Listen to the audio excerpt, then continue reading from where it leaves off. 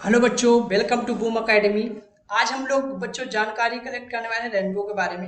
Rainbow क्या होता है और रेनबो बनता कैसे है, उसके बिहाइंड फिजिक्स क्या है, साइंस क्या है, उसके बारे में हम लोग देखने वाले हैं। ठीक है, इसे हम लोग एक छोटे से एनिमेशन के जरिए समझेंगे कि कैसे ये बनता है।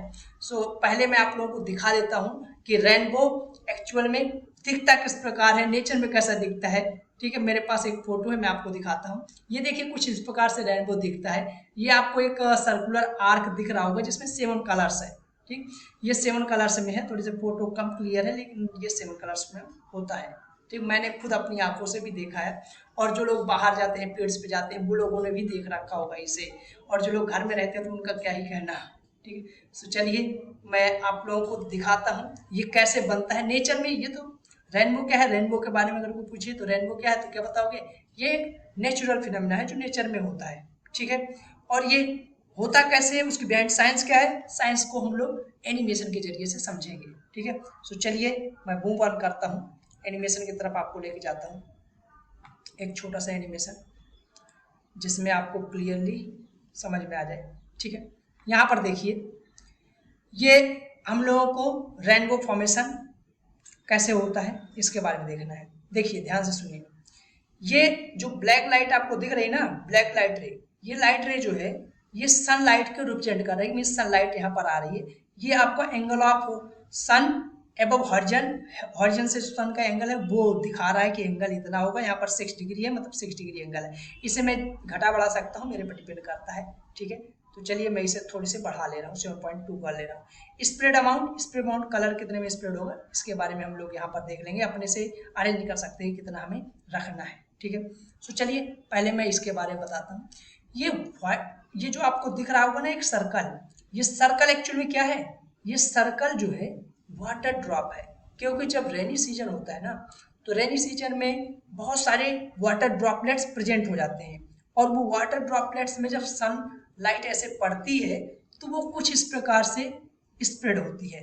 ठीक है, पहले क्या फिनोमेना होता है, जब लाइट रे एक मीडियम से दूसरे मीडियम में जाती है, यहाँ पर जो फिनोमेनन हो रहा होगा जहाँ पर मेरी फिंगर है, जब लाइट रे एक मीडियम से दूसरे मीडियम में जाती है तो यहाँ पर होगा रिफ्रैक्शन, जिसे अपवर्तन हिंदी में हम लोग बोलते हैं, रिफ्रैक्शन होगा। इस रिफ्रैक्शन के बाद देख रहे होंगे आप लोग, जो हमारे पास सनलाइट थी वो 2 पार्ट में स्प्लिट हो गई है। वो एक्चुअल में 2 पार्ट में स्प्लिट नहीं हुई है, वो एक्चुअली में 7 कलर में स्प्लिट हुई है। 7 कलर कौन कौन से? विप गियोर, जो सारे तुम जानते हो। विप गियोर में देखो दिख रहा है आपको, एक वायलेट कलर दिख रहा होगा नीचे, ऊपर रेड कलर दिख रहा होगा। ठीक है, इसके बिहाइंड ये ऊपर रेड क्यों है, नीचे जो दिख रहा है आपको यहाँ पर ये वायलेट क्यों है? इसके बिहाइंड है स्नेल्स लॉ। स्नेल्स लॉ क्या होता है आप लोग जानते हैं, जो लोग इतना मैथ में ज़्यादा नहीं मैं इंटर करूँगा अभी, लेकिन मैं बता दे रहा हूँ। स्नेल्स लॉ होता है mu 1 sine theta 1 equal to mu 2 sine theta 2। Means हम लोगों ने देखा था एंगल और साइन का जो मल्टीप्लीकेशन है वो कांस्टेंट होता है।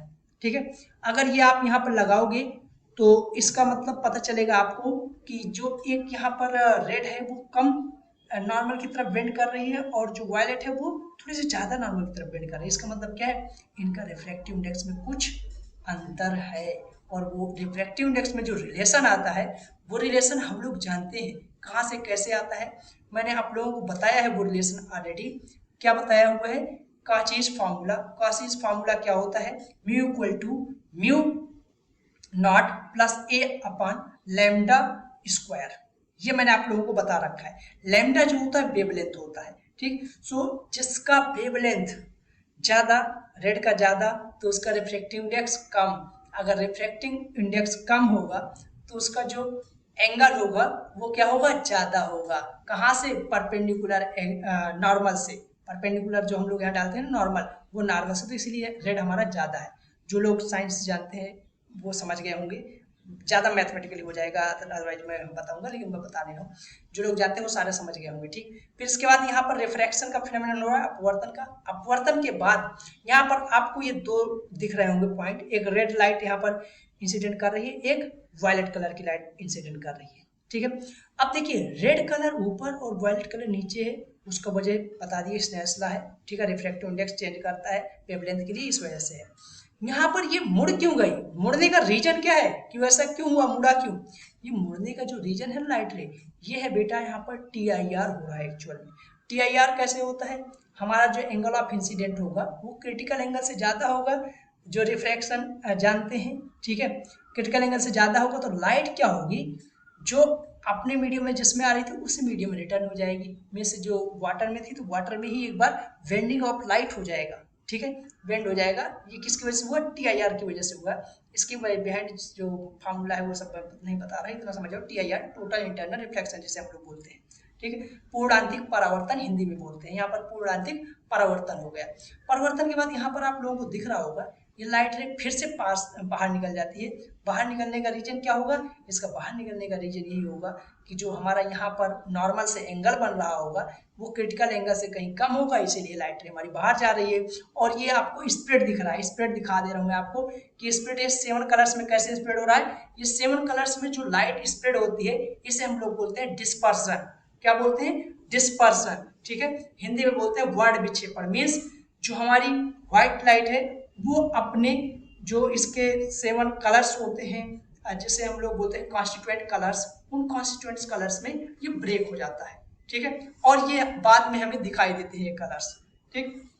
कुछ इस प्रकार से हमें दिखते हैं जिसे हम लोग बोलते हैं रेनबो, इंद्रधनुष। आप सबने देखा होगा इंद्रधनुष, ये इस टाइप का हमारा इंद्रधनुष दिखता है हमें आकाश में। एक बार मैं और इसे स्प्रेड करके आपको दिखा दे रहा हूँ ताकि, और यहाँ से एंगल भी चेंज कर सकते हैं कुछ इस प्रकार से हमारे पास एनिमेशन के जरिए। देखिए हमारे कलर्स कैसे स्प्रेड हो गए, ठीक है।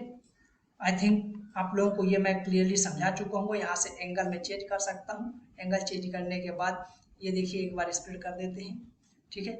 और यहाँ पर मैं एक, ये हमारे पास जो था प्राइमरी रेनबो रेस के लिए था। अगर सेकेंडरी शो करूँगा तो सेकेंडरी भी यहाँ पर आ जाएगा। सेकेंडरी कैसे बनता है उसे भी स्प्रेडर हम लोग कर दे रहे हैं, ठीक है। ये यहाँ पर हमारा सेकेंडरी बन जाएगा, ठीक। आई होप आप लोग समझ गए होंगे।